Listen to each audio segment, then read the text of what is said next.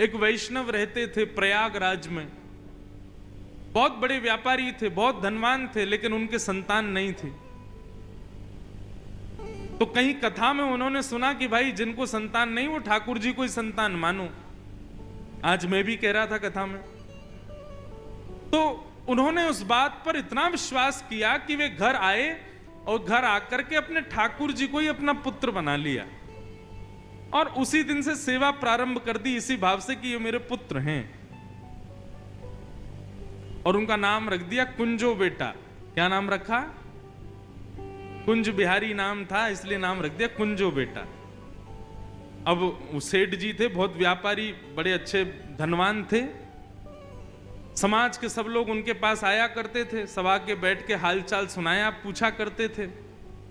एक बुजुर्ग ने उनसे कहा कि बोले सेठ जी आपका इतना बड़ा व्यापार, इतनी जमीन जायदाद आपकी है, लेकिन आपके बाद कोई वारिस नहीं है आपका। बोले किसने कहा वारिस नहीं है? बोले कौन है वारिस? तो अपने मंदिर की ओर दिखाते बोले बैठो है मेरा वारिस, मेरा कुंजो बेटा। तो बड़े बुजुर्ग सब हंसने लग जाते, बोले कि आप भी ऐसे ही हो, बताओ किसकी बात में आ गए? भगवान किसी के बेटा होते हैं?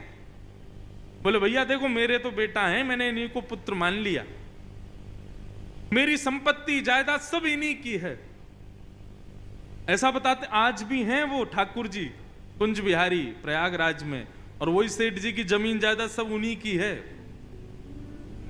तो किसी ने कहा, बोले अच्छा ठीक है मान लिया, जमीन जायदाद तो सब इनकी हो जाएगी, व्यापार सब इनका हो जाएगा, लेकिन आप जब मर जाओगे तो आपका संस्कार कौन करेगा? सेठ जी बोले तुम्हारा कौन करेगा? बोले हमारे तो बेटा हैं वही करेंगे। तो बोले मेरा भी बेटा ही मेरा संस्कार करेगा, मेरा कुंजो बेटा करेगा। बड़े बुजुर्ग सब हंसते, बोले कि ये बुद्धि सटिया गई है इनकी, भगवान किसी का संस्कार करते हैं। सब चले गए।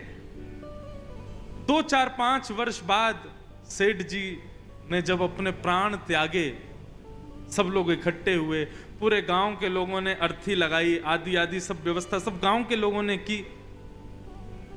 लेकिन तभी गांव के लोगों ने देखा कि गांव के बहुत सारे बच्चे और आसपास के गांव के भी छोटे छोटे बहुत सारे बच्चे वहां सेठ जी के पास बैठ करके रो रहे थे। कोई कह रहा था हमको अब दूध कौन पिलाएगा, हमको बढ़िया चटपटी टॉफी कौन खिलाएगा, सेठ जी आप आ जाओ, हमको कहानियां कौन सुनाएगा। बच्चे रो रहे थे। गांव के लोगों ने सोचा सेठ जी बेचारे अकेले रहते थे, तो गांव के बच्चों से इतना प्रेम करते तो उनको कहानियां सुनाते, कुछ बना के खिलाते। देखो सब बच्चे रो रहे हैं। इतने में ही अर्थी उठा के सब लोग राम नाम सत्य बोलते हुए ले जाने लगे। पर उन बालकों में एक बालक था, वो अति से ज्यादा रो रहा था। 4 लोग शांत करा रहे थे तब भी शांत नहीं हो रहा था। तो गांव के लोगों ने विचार किया भैया देखो सेठ जी का कोई बालक तो था नहीं, संस्कार उनका करना है, ये बालक जो सबसे ज्यादा रो रहा है ना, हमको लगता है इसके सेठ जी सबसे प्रिय थे, इसी से ही संस्कार करा दो। 2-3 लोग बोले सेठ जी तो बोलते थे कि कुंज बिहारी आएगा। बोले अब वो तो बोलते थे, अब उनकी बात कहां सत्य होनी है, ये बालक है बगल के गांव का ही है शायद, इससे ही करवा दो। और उस बालक से महाराज अंतिम संस्कार सेठ जी का करवाया। बहुत रोया वो बालक। सबने कहा भैया चलो अब संस्कार हो गया, सब लोग यमुना जी में स्नान करो और गीले वस्त्रों से अपने अपने घर को जाओ। जैसे ही सबने यमुना जी में प्रवेश किया, उस बालक को लेकर के गए। जैसे ही उस बालक ने डुबकी लगाई, अंतर ध्यान, आया ही नहीं बाहर। गोताखोर भीतर जाके ढूंढने लगे, लेकिन वो बालक नहीं मिला। गांव के लोगों के हाथ पांव कांपने लगे। बोले कहीं कुंज बिहारी तो नहीं आए थे? अरे दौड़ के चलो सेठ जी के मंदिर में। और जैसे ही सेठ जी के घर पर मंदिर में आकर के देखा, तो उनके कुंज बिहारी के सिर से लेके नख तक यमुना जी का जल गीला भीग रहे थे पूरे, मानो अभी संस्कार करके लौट के आए। कितने कृपालु हैं ठाकुर जी। बस कृपा के लिए कोई स्वयं को तैयार तो करे। ठाकुर जी तो बैठे हैं करने के लिए।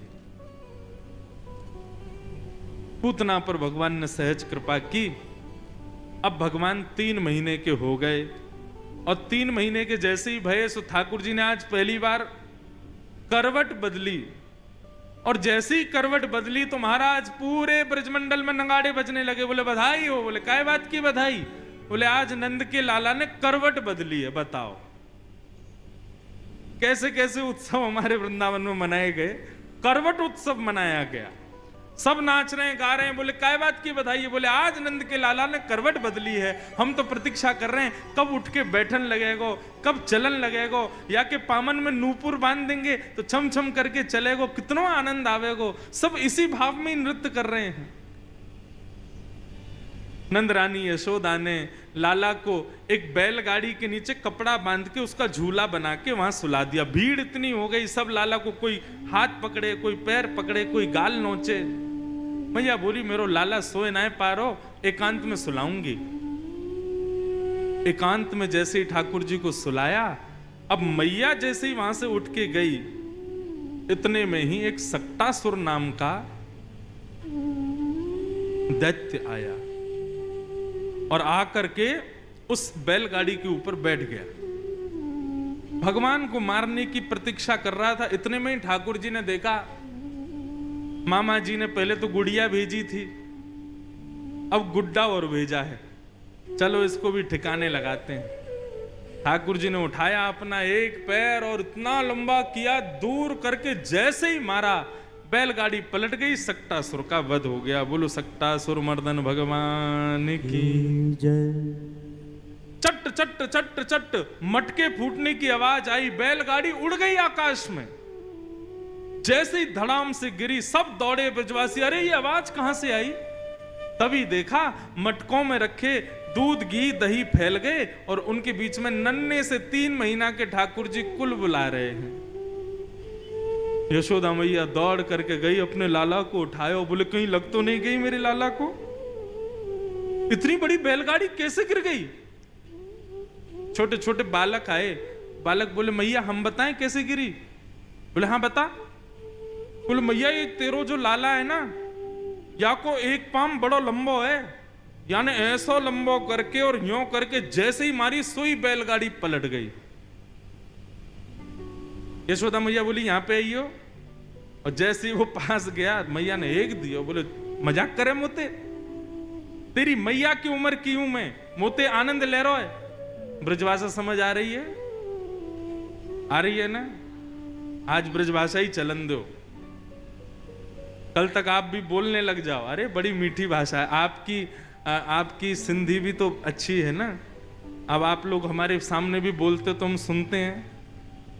वो बहन माइक पे क्या बोलती मुझे कुछ पल्ले नहीं पड़ता, लेकिन आप हंसते तो मैं भी हंस जाता हूं। मैंने कोई हंसने की बात है, लेकिन हमारी ब्रजभाषा इतनी कठिन नहीं है, ये तो सरल है। शुकाचार्य जी कहते हैं परीक्षित सावधान, बच्चे झूठ नहीं बोल रहे। अप्रेमयम बलम तस्य बालकस्य न ते विदु।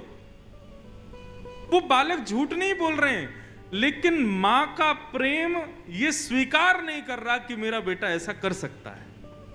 और मां का स्वभाव ऐसा ही होता है। बेटा कितना भी पूजनीय बन जाए, बेटा कितना भी योग्य बन जाए, बेटा कितना भी श्रेष्ठ बन जाए, मां को उसमें श्रेष्ठता का दर्शन नहीं होता। मां को तो तब भी वो अपना दूध पीता बालक ही लगता है। हमारी कथा दुनिया के लोग समझ जाते हैं, हमारी मैया को ना समझ में आवे। हमारी माता जी सुनती तो हैं कथा, लेकिन अब दुनिया इतने लोग कथा सुनते हैं, इतनी भीड़ आती है मिलने के लिए घर पे, लेकिन हमारी माता जी आज भी ऐसा ही व्यवहार करती हैं जैसे छोटे से बालक के साथ में हो। क्यों? यही तो मां का प्रेम है। और एक बात बताऊं, हमारे योगेश्वर कृष्ण वृंदावन से इतना प्रेम जो करते हैं, ब्रज से प्रेम जो करते हैं, वो केवल इसलिए क्योंकि ब्रजवासियों ने कभी उनको भगवान नहीं माना। अभी आगे कथा आएगी, गर्गाचार्य जी ने भगवान की कुंडली बना के कहा मैया आपका ये लाला नारायण है। तो यशोदा मैया ने ठाकुर जी का कान पकड़ लिया और जोर से मरोड़ के बोली, दोबारा बोलियो कौन है ये? बोले मैया भगवान है। बोले ऐसा भगवान होगा कहीं बाहर जाके, मेरो तो लाला है। और आइंदा कभी ऐसी बात कहियो मत कि ये भगवान है, जय जय है, नारायण है, ये सब, ये तो मेरो लाला है बस, और मेरो लाला ही रहेगो, ये कभी भगवान ना बनेगो। कभी कभी मन में भाव आता है शायद ठाकुर जी को इसीलिए वृंदावन से प्रेम है, क्योंकि हम ब्रजवासियों ने कभी उनको भगवान नहीं माना। आज कथा सुनना, इतनी बड़ी बड़ी लीला करेंगे ठाकुर जी, अरे कहां तक है, गिरिराज पर्वत उठा लेंगे अपनी इकन्नी उंगली पर, तब भी ब्रजवासी पता है क्या करेंगे, अपने बांस के डंडे लगाएंगे और कहेंगे लाला तू हाथ नीचे कर ले, थक गो होगो। भगवान बोले मैंने हाथ नीचे कर लिया तो ये आ जाएगा नीचे। ठाकुर जी सब ब्रजवासी बोले चल चल बात बनावे, तेरी उंगली पर टिक रहो क्या इतना बड़ा गिरिराज? बोले और नहीं तो, अरे चल हाथ नीचे कर ले, हमने अपने डंडा लगा रखे, वास्तव में तो ये हमारे डंडा पे टिको भयो है। ठाकुर जी बोले आप बड़े भोले हो सब लोग, चलो संभालो मैं हटा रहा हूं उंगली। जैसे ही ठाकुर जी ने उंगली हटाई, चट चट चट चट चट चट सबके बांस बल्लियां सब टूटने लगी। अरे लाला संभाल संभाल संभाल। ठाकुर जी ने फिर से उंगली लगाई, सब अपनी टूटी हुई बांस बल्लियों को देखने लगे, बोले कि लाला तेरी उंगली पे? भगवान बोले हाँ। कैसे? बोले हम जय जय हैं, हम भगवान हैं।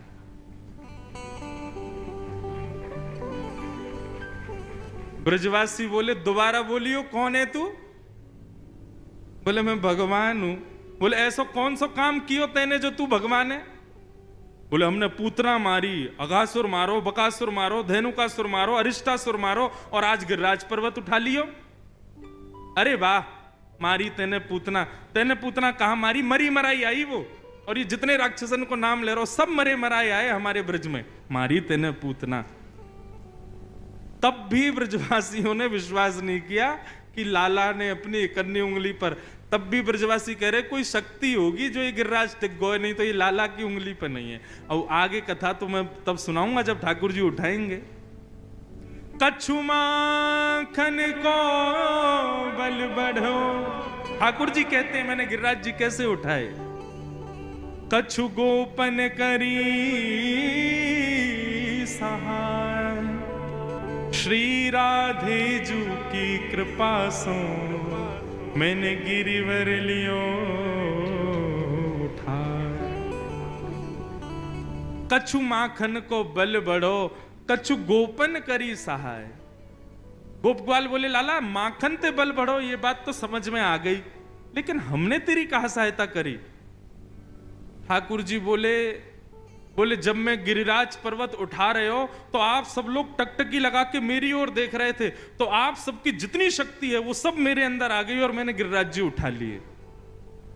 ब्रजवासी बोले ये बात है, तभी तो हम कहें हमें कमजोरी क्यों आ गई है इतनी, हम आजकल घबराहट सी क्यों होती है, कमजोरी। लाला तेने शक्ति चुरा ली हमारी। ठाकुर जी बोले हाँ आप लोगों की शक्ति से ही उठाया हो मैंने। अब सोचो इतने सरल, इतने सीधे, इतने सहज ब्रजवासी, उनसे ठाकुर जी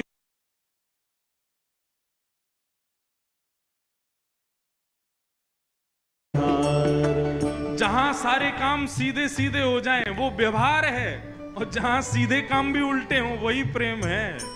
कौन पावे आको पार, प्रेम ने दिया की सदा उल्टी बहे धार। कौन पावे आको पार, प्रेम ने दिया की सदा उल्टी बहे धार।